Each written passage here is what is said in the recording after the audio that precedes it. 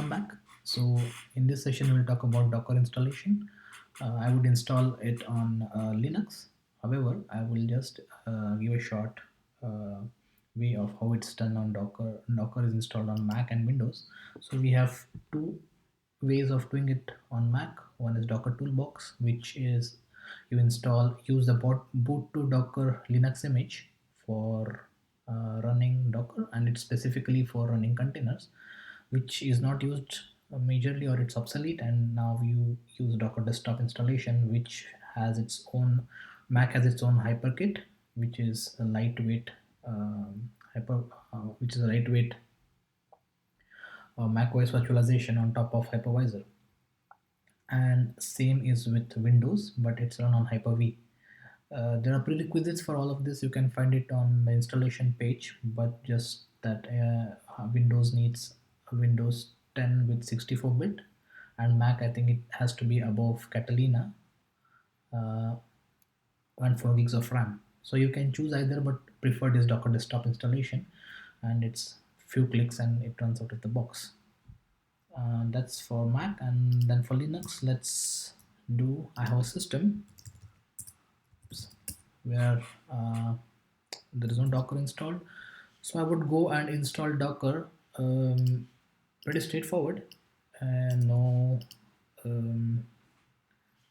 this installation steps are also available on the docs.docker.com, so it's nothing special. So I'm installing here a few installs. So apt transport https is nothing but TLS over http for apt to talk to its repository, CS certificates, updated CS, curl to curl some things, and software properties common is a shim of utilities needed for apt to run underneath. That's more of Unix way of enabling things to run Docker. And yeah, it's there. And then I add the repository with the GPG keys. Sorry, I installed it again. I add the GPG key so that the communication is secured with the keys, so that it cannot be tampered by anyone. Then I add the repository of Ubuntu with the Bionic. Then sudo apt update.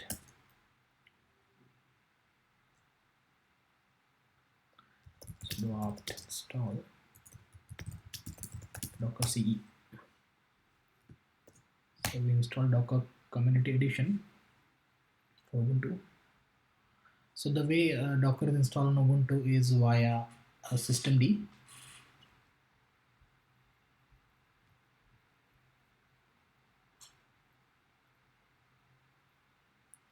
So one thing to note here is that since Docker is installed via systemd, to run Docker or connect to Docker daemon, you need to have root privileges. So anyone who has to access Docker daemon basically needs to be root privileged. So let's see.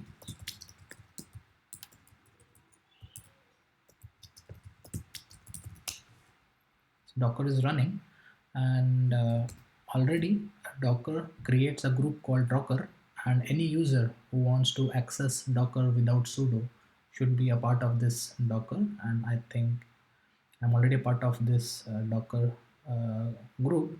So what happens is I can just say Docker ps. So I can do it because I don't need a sudo access. But this is okay when you are running the Docker within your virtual machine. So sometimes it so happens that you want to, your Docker daemon is accessed across network, and you don't want to, have a sudo access to anyone. So the preferred way is you enable TLS on the server, so which makes sure that your server is encrypted, the communication between the server is encrypted, and also a mutual TLS on the client, which makes sure that for the daemon it knows who is the client talking to. So there are various ways of doing it. You can say whichever client you want to accept without making a mutual TLS with the client, that's fine.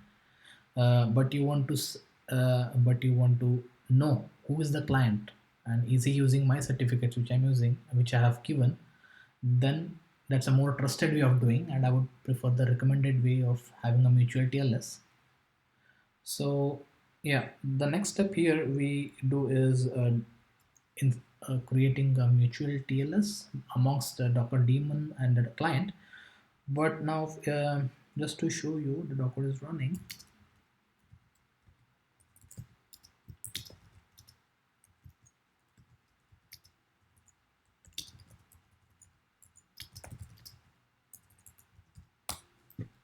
So Docker D is installed and it's running in the process. But if you see here, Docker is running as a file descriptor. So normally when we run Docker, not from systemd, but a normal installation, you can enable a Docker sock, and that sock is available for communication. But the what is Docker sock is, a socket is, it's a process to process communication where you process or yeah, anything for outside that particular machine cannot be connected, and that's typically a Unix socket. But we don't want to have just a Unix socket, we also want to have a socket, also a connection like a TCP, wherein a user from outside should be able to connect.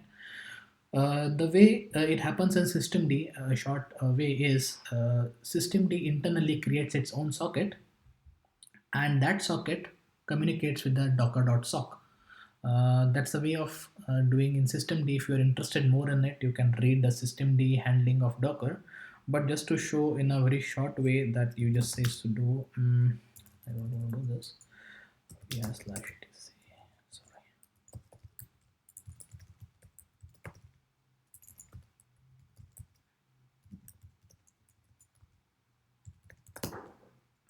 So I'll just show you how it's installed. So in the installation, you have a service here, which is the way we saw exec start, but it requires docker.socket. So this socket or this particular service process is not directly talking, but it is talking via docker.socket. And I think there is another service here called socket, and this is a socket which is running a socket actually where run docker sock. So this is a Unix socket, docker.sock, which is actually run, and we if you want to talk to it, that's the way it does with this -h file descriptor.